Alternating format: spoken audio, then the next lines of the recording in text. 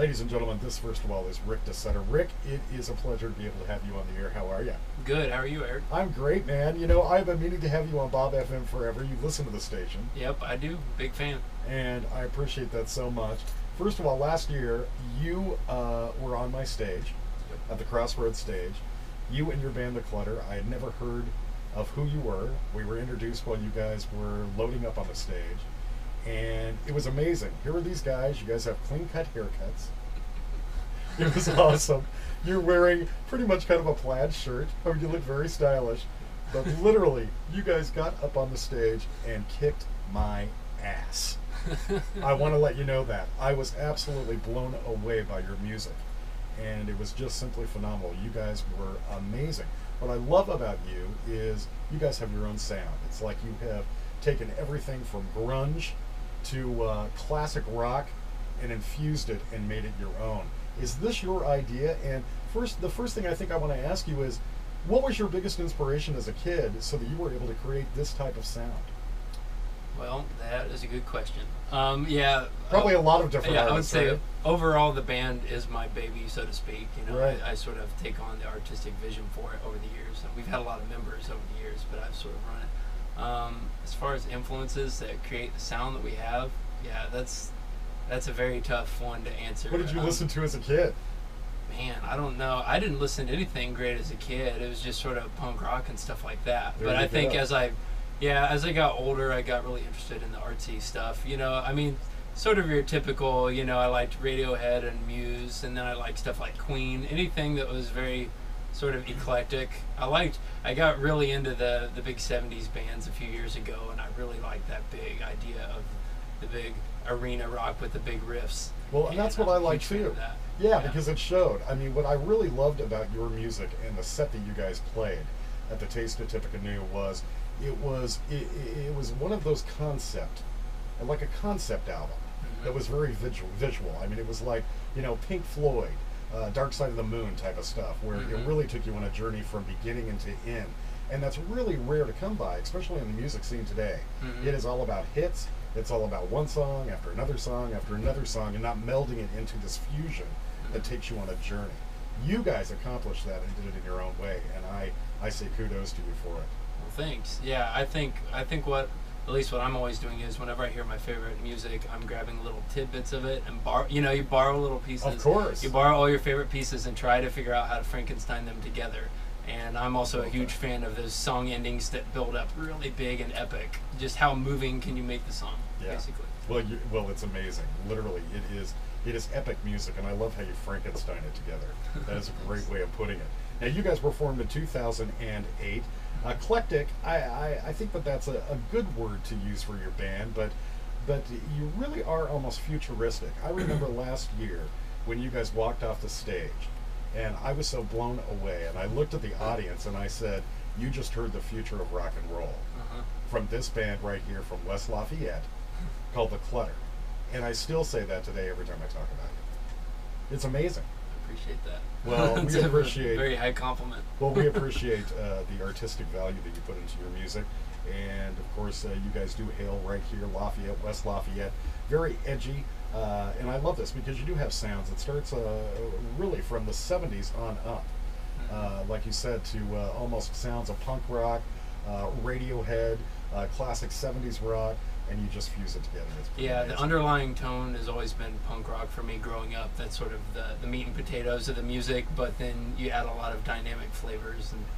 And I've started playing bass guitar when I first played, and I think that's why I'm so into riffs. Because as a bass player, I was riffing all the time, so that's how I write. So. Well, the good look, you guys, and your look is what shocks people too. Yeah. Because you talk about, I mean, you know, you're a punk rock fan. You don't look like a punk rocker. Yeah. You know, you don't even look like a 70s heavy metal rocker. You don't, you know, you guys, and I think that's what blows people away. It's almost like when the Beatles first came on the stage. You know, here are these guys in suits, and all of a sudden they just started kicking it, you know, and everybody flipped out. Yeah. And because it was just so unreal to be able to witness this sound coming from these clean-cut white guys, you know. So it's a great look for you guys, by the way. I think it's amazing. I think it's always been a big part of the band to just always be ourselves. I mean, I know that's cliche, but it really is truly part of the vision for the band is never to be arrogant, showy rockers. You know, Well, it's just we just want to be ourselves and let the music stand. There So it is, right that's the there. message. Yep. And that's what happened last year at the Taste of Tippecanoe. Is exactly that. You guys started playing, everybody's mouths dropped, and all of a sudden this sound started coming out, and it was all about the music for everybody that witnessed it. So I say kudos to you guys. It was amazing. You guys absolutely just killed it last year. Cannot wait to see you do it again this year. Cool. And we want to give everybody a taste of your tunage, as a matter of fact. So here you go, you guys. This is the Clutter. They are absolutely amazing. You are going to love them. Come and see them. They are going to be at the market stage at the Taste of Tippecanoe. I'm going to be presenting them. They're going to be playing from 6:30 till 7:15 p.m. And this gives you a little taste. It is from their EP. Here's Blunderbuss. It's the Clutter on Bob FM.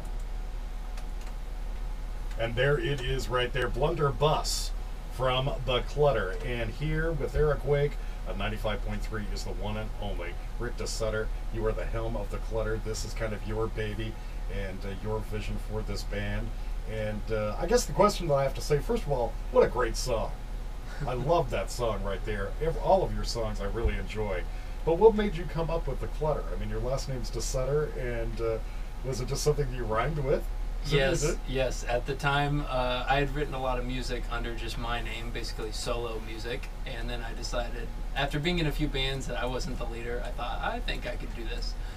And I had asked a friend at work, I said, what do you think's a good name? And he said, I don't know, Rick DeSutter and the Clutter. And I was like, I actually kind of like that. I never really think of the word clutter much, but it rhymes really well. So that's what we did for a while. We were actually called that full name, Rick DeSutter and the Clutter, for a few years. And then I decided, it was like, let's be a little more marketable. Let's not slap my name on it and just call it the Clutter. And over time, it's actually kind of grown on me because I feel like it kind of identifies with the music. I mean, it is a clutter of music. So when people ask me how to identify it, it's kind of, I don't know, it's a variety. It is. But it's just rock and roll, I guess. It is just rock and roll. Well, what is so great about the name, too, like I said, once again, you guys are so clean cut. Then all of a sudden we see the Clutter and you guys walk up stage and everybody's like, I don't think there's a clutter in the bunch. Well, that's probably awesome. That's probably my favorite part. Low expectations, because people don't know what to expect. I don't even think it's that. I just think that it's just so. It is.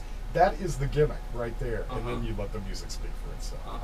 And that's what's so amazing is you guys walk on stage, and it really is. You're not expecting that sound to come out of you guys, and you guys rock it. My best way to identify it is it's music for musicians. That's really honestly what it is. Not that we don't have fans that aren't musicians, but the musicians love it more because they know how much time and blood, sweat, and tears we put into it. The complexity. So, absolutely. And it does take time, absolutely, to write, produce music, not only to perform it, but actually get it recorded and to be able to get it heard. It is a tough business, and so it's great to be able to play it here on Bob FM, and you are welcome back anytime, my friend. Great. Well, you've got many band members that have come and gone, you said, but the Clutter is here. What do you mentioned these guys that back you up and obviously are very honored to be able to work with you and the vision that you have been able to produce on your records? Yeah, so currently my lineup is, my drummer is Nathan Gowdy, a friend of mine from church. Very good drummer, very solid. I've been very blessed to have the best drummers, and you have to with this music. And you can hear it in that music. That was fantastic just in Blunderbuss. Yes, I've always had phenomenal drummers, and you really can't do it without a great drummer. But he's really solid. He's a new guy just starting this year. And then I have on bass Jaron Walsh. He's been with me for quite a few years, actually. I think about 3 years now. And he's a very solid bass player. And then we've got a few rotating guitarists with me lately. I've got Jake Johnson joining me for the Taste. He's played with me for the last couple of years. And then for the rest of the summer, I've got a previous guitar player named Caleb Osborne playing guitar for me. But yeah, these guys do add their own flavor to the parts. And they put up with me directing them a lot because I do have such a strong artistic vision for it. So it takes the right formula of people to do it, and I've got really good guys that I'm working with. Well, and there's nothing wrong with that. I'll tell you a story that I think is pretty amazing. Prince has always been trying to find the perfect band, and the reason why is he went and he was backstage and he was watching Rick. Excuse me, not Rick, but the boss, Springfield, and not Rick Springfield. Springsteen, thank you. Good Lord, it's Bruce. Yeah, Bruce, the boss. He was watching Bruce Springsteen, and he was absolutely amazed how Bruce ruled his band. Just a look of an eye or a hand to make them go in a different direction. Yep. To make them slow the tempo down if they wanted to. Yep. To change and go into a different song and that was not going to be on the set list. Yeah. And Prince was so overwhelmed and astounded by what he saw live on stage and how he was able to have that tight closeness with his band members and how they were watching him constantly and every move so that they could adjust whatever he felt needed to be done for the show or wherever he wanted to take it. And I'm sure he had to earn that respect and absolutely. And, also just be a great guy. You got to be all around great guy to have that. Yeah. Well, that's good. That's amazing, and there's nothing wrong with that. And it shows on stage. You really do communicate with your band members well.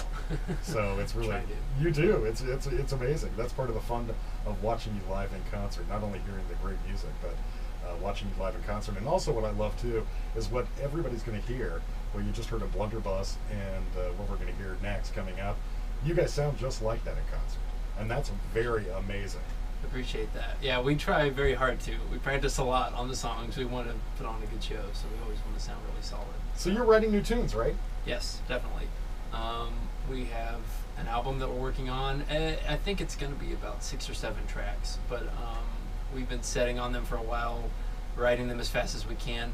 I know for a fact we're going to be tracking them very soon, I believe in July. So I certainly hope that we can get that out by the fall. Funding willing and being able to press the album. We're hoping to do a couple vinyls or something like that. But yes, musically, it's all there. It's just a matter of getting the stars to align, and we will release new music, which we're really anxious to do because we're really excited about the new tunes. We think they've stepped up a lot further. So. Really? Yeah. So you even you've gone into another artistic mode, and you've even built upon what you first started with. Yes, I think it's definitely, I've taken all those things that I've learned and try to round out the music more, not only to make it more enjoyable for the audience, but more enjoyable for the musicians, and from a musical standpoint, sometimes you can make yourself go crazy over technicalities and complexities, right. And, been trying to find a good middle ground for that, Sometimes you just have to plow through power chords and enjoy the music. There's a balance. Right? Or else you'll drive yourself mad trying to sing and play. Right. So, we're finding that balance, I think. Yeah. Well, I think that's fantastic. I love this on the Taste of Tippecanoe website that you create a sonic roller coaster of ups and downs that never disappoint. And that is absolutely the way that I feel about your music, too. It is really an amazing ride when you guys perform. Of course, just even listening to it, it's that same way. But watching you guys live, is really a roller coaster, and that's well worth the ride, every single moment of it. So we're looking so forward for you to be at the Taste of Tippecanoe. That's the reason why I'm going to be on the market stage.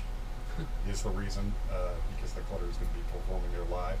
In fact, I talked with Chris June, and that was the stage that I wanted. So great, because the Clutter was going to be there, so I wanted to be able to witness you guys again performing live, and of course see you again. You and I have known each other now for a year. Yeah. And it's great to be able to have you on Bob FM. And of course you've got your EP right here. We're going to be playing another song, but if people want to get in touch with you and buy your music, how can they do that? Yeah, that EP is called the Broken Sons EP. You can go to our Bandcamp. I believe it's theclutter.bandcamp.com, and you can pick that up digitally. Otherwise, I think the easiest way is to come to the show and buy one from us. There you go. Yeah. Get everybody down to the Taste, right? Yeah. Because it is for such a great cause. I mean, it helps the, of course, Tippecanoe Arts Federation, and that helps the arts so much. And really, without them, it's really hard for bands like you guys to be able to get seen, get recognized by the entire community, and start getting some gigs so that you can start making money and getting your music out there. Definitely. As a young musician, I was always wanting to play the Taste, and it's been great to be able to do that. It's a lot of fun. Definitely the best event in town all year, I would say. All year long. The Taste of Tippecanoe, of course, it is coming up. Come and see the Clutter and myself. Market Stage, 4th and Main Street, happening this Saturday, 4 to midnight. But Rick DeSutter and, of course, the band The Clutter, they are going to be there on the Market Stage, 4th and Main, 6:30 p.m. to 7:15. I'm going to be there live with them as well. It is an honor to be able to introduce them. And we got another song. You guys are going to love this. This one is from their EP Broken Sons. Here's the title track on Bob FM. Rick, thank you so much for being here. Thank you. We'll see you Saturday, my friend.